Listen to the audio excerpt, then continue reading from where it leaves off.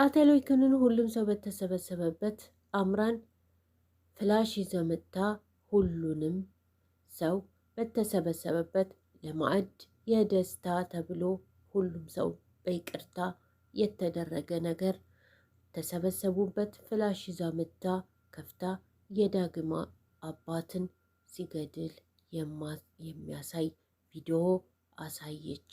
ሁሉም ደነገጡ። አምራን እንግዲህ ናሆም ባደረጋት ነገር እጅግ በጣም ተናዳ መጠጣት ፈልጋለሁ ብላ ወደ ኤርሚያስ ከሄደች በኋላ ኤርሚያስም አምራንም የጠጡበትን ዋጋ ሳይከፍል ጥሏት ነበር የሄደው። ከዛ በኋላ ስልክ ደውላ የት እንዳለ ስትጠይቀው አስቸኳይ የስልክ ጥሪ ገጥሞት ወደ ሌላ ቦታ እንደሄደ ነገራት። አስተናጋጁም እንግዲህ ሂሳብ ሲጠይቃት የምትከፍለው ነገር ስለሌለ እቃ ማጠብ አለብሽ አላት። ማንኛውም ሰው የተጠቀመበትን ሂሳብ ካልከፈለ እንግዲህ እቃ ማጠብና ስራ መስራት እንዳለበት ሁሉ አምራንም ወደ ስራ ወሰዳት። ስራው እቃ ማጠብ ነበረ። እሷም አለች ይህን ሁሉ እቃ ነው እንደማጥበው አለች። ይገርምሻል፣ እቃው ሲገርምሽ ገና እንጨት ትፈልጫለሽ አላት። እንዴ እንዴት ነው እንጨት ምፈልጠው? ፈልጬም እኮ አላውቅ አለችው። ቢሆንም እዛው ትለማመጃለሽ እንጂ ቀልድ የለም። 2000 ብር እኮ ነው የተጠቀምሽው።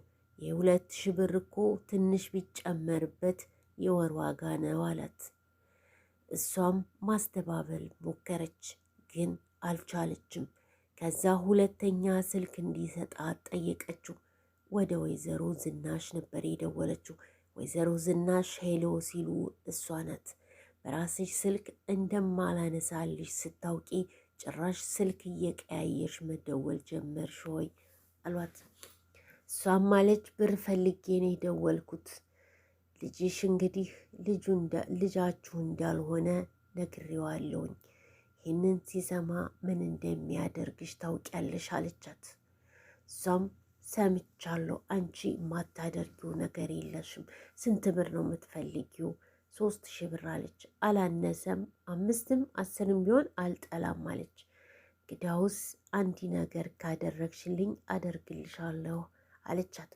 ቪዲዮውን አጥፊ እንዳትይኝ፣ ቪዲዮውን ካላጠፋሽ ወስደሽ ለፖሊስ ስጭው። ፖሊሶቹ በር ደረስን ሲሉኝ ለአንቺ ደግሞ ብሩን አስገባልሻለሁ አለቻት። አምራን ተናደደች። ለአንቺ ርህራሄ የለኝም አለች። ብሩን አገኘሽ ወይ ሲላት አላገኘውም ስትል ማጠብ እንዳለባት ነገራትና ጥሏት ሄደ። ሁለተኛ ሲመጣ አሁንም እቃውን አልጨረሰችም። ታውቂያለሽ አላት። ለመነችው። ሴት እህት የለህም እንዴ አለችው። የዚህ የሆቴል ባለቤት ሚስቴ ናት አለ ጠጋ እያለችው። እኔን ስለማታምነኝ ሁሉም ቦታ ካሜራ አለ፣ ስለዚህ ቅጣቱን ስለማትችይው በትክክል ስራሽን ስሪ አላት። ኑሃሚን ናሆምን እያጽናናችሁ ነው። ቤት ወስዳ እንግዲህ እያጽናናችሁ እያለ አቶ ሌኩን ወደ እነ ኑሃሚ ቤት ሄዱ። ሰላም ካሏችሁ በኋላ ኑሃሚ የሆደ ሆዳችሁን አውሩ ብላ ጥላቸው ሄደች። የናሆም ጥያቄ ማንነቴ ማን ነው? ማንስ ነው የወለደኝ ሲሉ አቶ ሌኩን ሁሉንም እውነታ ዘረገፉለት። እናትህኛ ቤት የቤት ሰራተኛ የምትሰራ ሴት ነበረች፣ ግን ስሟ ፋንቱ ይባላል። በምሰራበት ጊዜ እንቀራረብና እንደ ቤተሰብ ነበር የምንተያየው። በዛም መካከል እኔና እሷ በጣም እየተቀራረብን ሄድንና እንግዲህ በአንድ ቀን ስህተት አንተ ተፈጠርክ። አንተ እንደተፈጠርክ ነፍሰ ጡር መሆኗን እንዳወቅኩኝ ቤት ተከራይቼላት ትንሽዬ ቤት ተከራይቼላት እየኖረች ነበረ። ከዛ በኋላ አጋዥም ይዤላት ስለነበር አጋዧ እንደነገረችኝ አንተን ከወለደች በኋላ ወዲያውኑ ጥላ ሄደችው። ከዛ ነው ወደ ቤት ያመጣሁህ አለ። በሚሰማው ነገር ሁሉ እጅግ በጣም ልቡ ተነካ። እኔ ዝኑን በጣም በድያታለሁኝ አሉ አቶ ሌኩን። አምጥቼ ወደ ቤት የተገኘ ልጅና የተጣልክ ልጅ እንዲሆን ካስመስዬ ጣልኩና እናትህ ደግሞ ደረቅ ጡቷን አጥብታ እዚህ ያደረሰችህ። የእናትህ ይቅርታ ያስፈልጋል። ስታለቅስ አብራ እያለቀሰች፣ ሲያምህ አብራ እየታመመች አሳድጋሃለች። እና አባዬ አንተ ትክክለኛ አባቴ ነህ። እኔ ትክክለኛ አባት ነው። ትክክለኛ እናትህ የት እንዳለች አላውቅም። ዝኑ ግን እናትህ ናት። ለአንተ ስትል ብዙ ነገር ሆናለች። ስለዚህ የእሷ ይቅርታ ያስፈልጋል አለው አቶ ሌኩን። ወይዘሮ ዝናሽ ለልጃቸው ዳጊ የናሆምን አስተዳደግና ናሆምን ከሰራተኛ ወልዶ በር ላይ እንዳስቀመጠው ሁሉን ነገር ስለሚያውቁ ለዳጊ እየነገሩት ነበረ። ዳጊ ደግሞ እውነት አንቺ ይሄ አንቺ ታሪክ ነው ነውስ የምታወሪኝ የሌላ ሰው ታሪክ ነው? ለይኩን ይህንን እንደማቅ አያውቅም። ምክንያቱም አንድ ቀንም ናሆም የሰው ልጅ ነው ብዬ አስቤው አላውቅም። በእርግጥ ያደረገኝ ነገር ሁሉ ቢያበሳጨኝም ናሆምን ግን እወደዋለሁኝ። ወደ አባትህ የሚሄድኩት ለይኩን ሰራተኛ ጋር በሚያደርግብኝ ነገር ተናድጄ ያው ሄድኩኝና ሁሉን ነገር ለአባትህ እያዋየሁት ፍቅር ያዘኝና በአንድ ቀን ግንኙነት አንተ ተፈጠርክ። ከዛ በኋላ ግን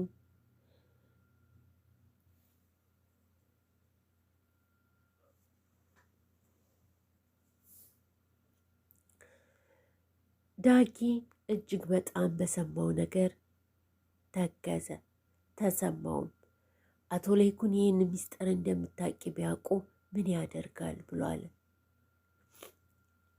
ሌኩን አንተ ልጄ መሆኔን ባወቀ ሰዓት የራሱን ጥፋት ወደ እኔ ሊያሳብብ ነው የሞከረው። ስለዚህ ናሆምን ጠይብ አክሲዮን አልገዛችሁለት ለምንድን ነው ብሎ ሲጠይቃት ናሆምን ጠልቼው አይደለም፣ ግን አምራንንና አምራን መሰሎች ሴቶች ጋር ነበር የሚውለው። በዛ ላይ ይጠጣል፣ ያጭሳል፣ ቢያገኝ ደግሞ ይሸጠዋል። ስለዚህ እስከሚቀየር ድረስ ነበር እንጂ ናሆምን ጠልቼው አይደለም። ናሆም ውርሱ ወደ ናሆም እንዳይሆን ያልፈነቀልሽው ድንጋይ የለሽም አላት። በእርግጥ እውነትህን ነው። እኔ ግን ናሆምን ጠልቼው ሳይሆን ሁሉም ሰው እኩል ነው ብዬ ስለማምን ነው። ናሆም ጠቅልሎ መውሰድ የለበትም ብዬ ስለማምን ነው እንጂ ናሆምን ጠልቼው አይደለም። ከማንምና ከምንም በላይ እወደዋለሁ አለች። በስተ መጨረሻም እንግዲህ እናትህን ይቅርታ ጠይቅ ብለው ወደ ቤት ይዘው ሲመጡ ናሆም ገብቶ እናቱን ወይዘሮ ዝናሽን እናቴ ብሎ ሰላም ሲላት ወይዘሮ ዝናሽ እጅግ በጣም ደስ አላት። ሁሉን ነገር ተነጋገሩና አቶ ሌኩንም ፏፈሽ ብለው እንግዲህ ሁሉም ሰው በይቅርታ ነገሩን ቋጩት። በስተመጨረሻ ቆንጆ ደስ የሚል ራት እንደሚገባበዙ እና ቤት እንደሚበሉ ተነጋግረው እቤት ኑሐሚን ራት አዘጋጅታ ራት እያዘጋጀች እያለ ዳጊ ሂዶ እሷን መርሳትና መተው እንዳቃተው ነገራት። እንደምትለው አንተ እንደምትለው ደግሞ እኔን የምወደውና መቼም ልጠላው የማልችል ሰው ናሆም ነው አለችው። ናሆም ተደብቆ እያዳመጠ ነበረ። ዳጊ በንዴት ሲወጣ ናሆምን አላየውም። በስተ መጨረሻ እንግዲህ እራቱ ቀርቦ ደስ የሚል እራት ነበርና ይሄ የቤተሰብ ሰላም ወደዚህ ወደ አንድነት ስለመጣ ደስ ብሎናል አሉ። በስተ መጨረሻ ግን ያላሰቡት ነገር ነበር ያጋጠማቸው። በሩ ተቆረቆረ። በሩ ሲቆረቆር ኤሚ ግቢ፣ ለምንድን ነው የምትቆረቆር የዋለ ናሆም በሩን ስከፍተው አምራን ነበረች። ኦ ምንኛ ደስ የሚል እራት ነው አለች። እሷም አለች ለአቶ ሌኩን የሆነ ነገር ይዤላቸው መጥቼ ነበር ሲሉ ሁሉም እየተያዩ ምንድን ነው አሉ። ፍላሽ ነበር ስታሳያቸው የነበረው። ያ ፍላሽ ግን ምን እንደያዘ ግራ ቢገባቸውም